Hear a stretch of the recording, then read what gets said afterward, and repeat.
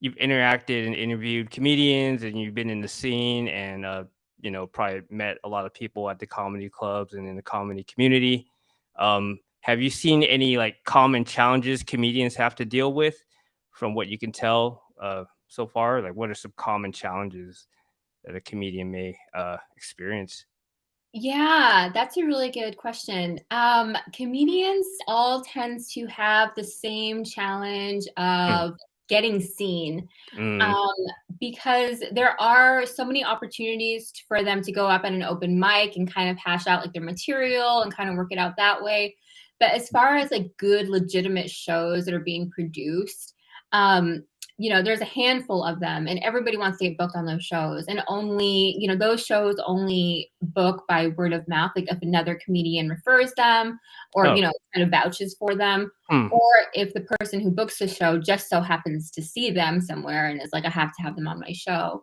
It's really difficult for comedians to get onto like really reputable, like even into like comedy clubs. We have 6 comedy clubs mm, in San Diego, and it's like that's where these comedians want to get booked. But it's mm, really, it's rough to get in there. That's just so competitive. mm.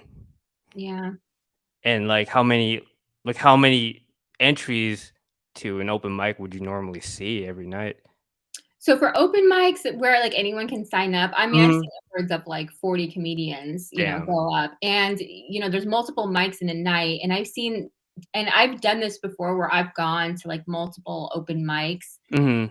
and seen the same comedians go through all those open mics. They're And so it's like, hustling. yeah, they're hustling, right? Wow. And they're cool because I've seen people have a joke, just an idea, a premise for a joke, and Mhm. they will hit up all these mics just in one night and hash out, okay, this worked, this didn't work, this didn't work. Hmm. Then they'll recreate that same thing over 6 other nights because there's open mics going on every night. And so they'll go out and be able to practice that way. But it's like they're putting in all this work, and all of this is free. You don't get, you're not getting paid Yeah. mics. And yeah, then they're just waiting for someone to book them. So it's like that's kind of, I think, what the overall, yeah, struggle is. So when they have, like, 40, 50 comedians, they choose a raffle, right? They don't let It everybody. depends. It depends.